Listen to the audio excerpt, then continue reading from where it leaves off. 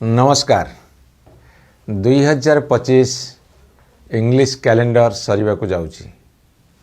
इस समय मो मन रे अनेक प्रश्न उठिला जे कहीं आम समाज वर्तमान एते बड़ द्वंद्व भितर जाउची, कन्फ्यूजन भितर जाउची।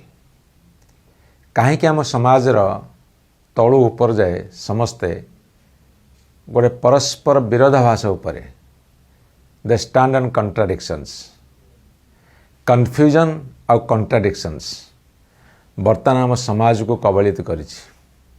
2025 को विदाय देला बेले एमिति अनेक प्रश्न मो मन भितर उंकी मारुछि। मैं आज आपण मान सामना को आनिबा को चेष्टा करुछि। विशेष करी जो माने विधि व्यवस्था शासन व्यवस्था को चलांती सेमान को मन भितर केते क्लारिटी अछि से कथा को जतले मैं अनुध्यान करुछि सेथिरे मध्य अनेक संदिहान जन्म नउछि, अनेक संदिहान उपजुछि। एवं विशेष करी को माने विधि व्यवस्था शासन व्यवस्था को चलाउछंती जो माने निर्वाचित प्रतिनिधि माने पार्लियामेंट को जानतु, भारत वर्षन विभिन्न विधानसभा को जानतु, से माने ही चलांती।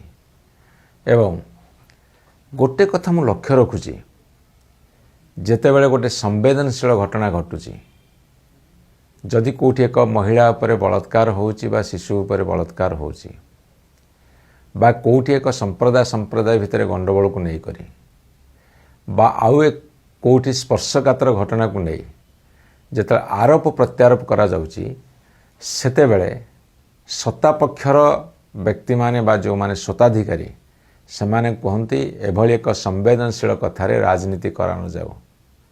एठी मोर सामान्य प्रश्न उठे जे राजनीति कहले कौन बुझा जाए, राजनीति काहा को कहा जाए, राजनीति काहे की करा जाए, राजनीति करिवार अर्थ कौन, मर्म कौन। राजनीति करा जाए समस्त कथा को दायित्व नहीं गोटे समाज, गोटे राज्य, गोटे देश को आगु को बढ़ेबा। ए टू जेड आम जीवनर आम समाजर जहाँ सब नियंत्रित हुए सरकार द्वारा एवं से सरकार निर्वाचित होती लोकों द्वारा एवं ताहा होची राजनीतिर उत्पत्ति। तेणु राजनीतिर ऊर्ध्वरे किछि नाही, राजनीति को छाड़ी कौन सी कथा विचार करा जाए नाही। ताहाले जदि सेही व्यक्ति माने जो माने सत्वाधिकारी माने सेमाने जदि कहे यहाँ को नहीं राजनीति करा न जाओ ताहले साधारणतः मो मन भितर जने साधारण मनीष भाव में प्रश्न उठिबो ताले राजनीतिटा कौन। केवल राजनीति भल भल कथा कहुव, उपदेश दिज्व, राजनीति किसी डेभलपमेंट काम कर दिज्व, या कौन राजनीति केवल कह जाए। राजनीति होउची नीति मान भितर जहाँ श्रेष्ठ एवं जो नीति अनुसरण करी सबु कथा को सठिक ढंग से परिचालना करा जिवो ताको राजनीति कहा जाए। ये सामान्य सत्य बुझीबारे काहेकि जे राजनीतिक व्यक्ति माने फेल मारुछंती तार कारण कौन। तार कारण होउची राजनीति संपर्क रे ज्ञान न थाई, राजनीति संपर्क रे सेमानकर अभिज्ञता न थाई एवं राजनीति को तन्न तन्न भाव में बुझी न थाई।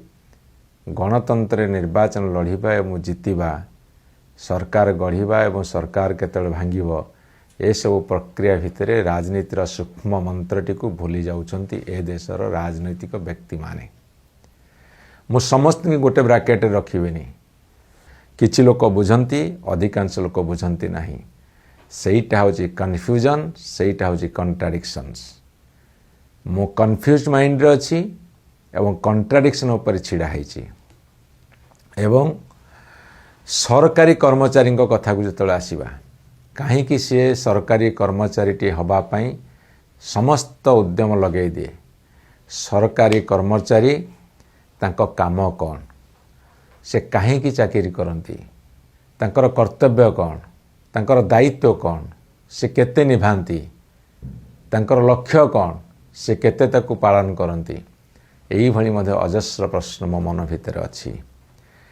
कहीं ना चाकरी करा जाए निज पई ना देश राज्यर सेवा पाई, जनसाधारण सेवा पाई, ए कथारू मध्य आज आमर मनोवृत्ति ठुरू आमे बहुत दूर को चली जाउछे।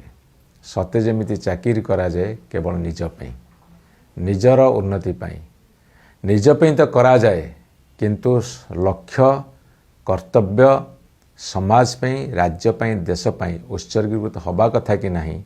एवं सेइथि पई जहा ए देश हमको दब ताहा ही आमर प्राप्य। सेही प्राप्य पई आमे समस्त निष्ठा लगे देवा दरकार समाज और राज्य देश पई।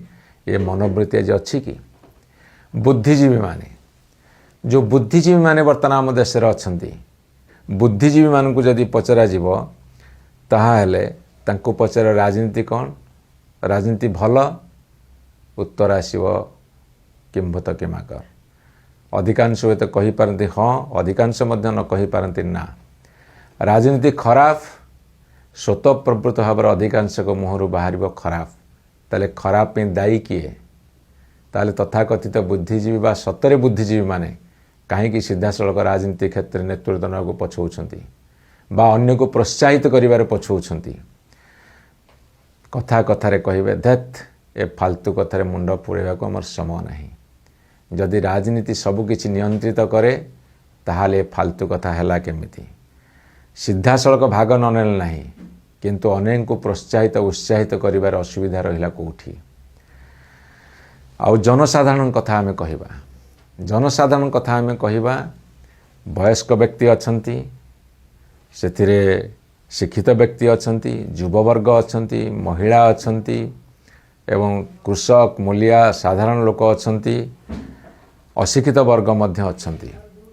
एमिति बहु वर्गर समाहार रे जनसाधारणकर समष्टि। ताहाले गोटे गणतांत्रिक प्रक्रिया जो भाग नियंती एवं गणतांत्रिक प्रक्रिया जो निजर मतामत दियंती, सेतेबेले सतरे कौन सठिक भाव में निर्वाचित हुअंती बा निर्वाचन करा जाए बा निर्वाचित व्यक्ति माने सठिक उपाय निर्वाचित हुअंती कि? एमिति प्रश्न मन रे आसुछि।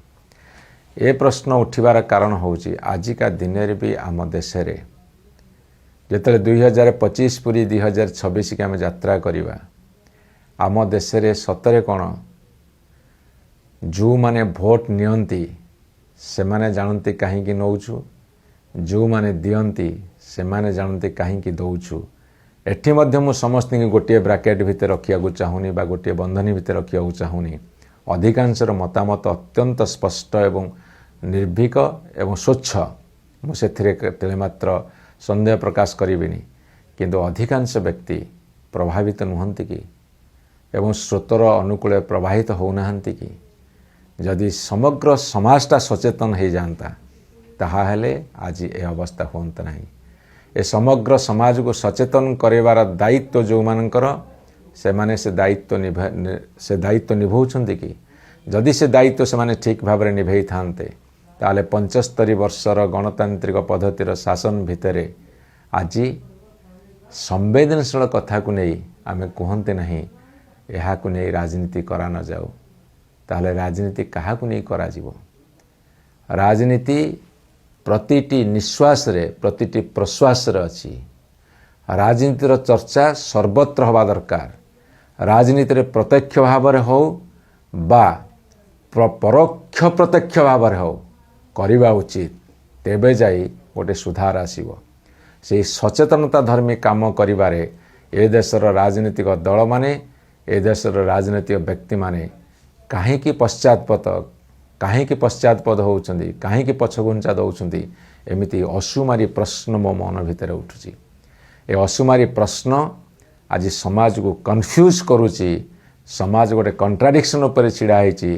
कौ दिन कन्फ्यूजन दूर हम, कौ दिन कंट्राडिक्शन दूर करी गोटे निर्दिष्ट मार्गरे ए देश जीव, ए जाति जीव, ए समाज जीव, से आम अनवरत उद्यम करिबार आवश्यकता अछि।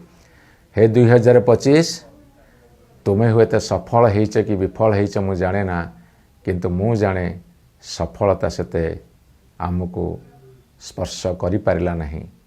हे 2026 तुम्हें आसुछ, तुम्हें आसिला बेले अंततः सचेतनतार वार्ता नहीं आस, जेमिति आमे प्रत्येक ए समाज प्रति उत्सर्गीकृत हो पारिबा। ताहा हेले ଜୀବନ ଧନ୍ୟ ହେବ। ଆଗାମୀ 26 ମସିହାରେ କେବଳ ସଚେତନତା ଧର୍ମୀ କାମ କରିବା ପାଇଁ ଆମେ ସମସ୍ତେ ବଦ୍ଧପରିକର ହେବା ବୋଲି ମୋର ଆଶା, ବିଶ୍ୱାସ ଏବଂ ଆହ୍ୱାନଟିଏ ରଖୁଛି। ନମସ୍କାର।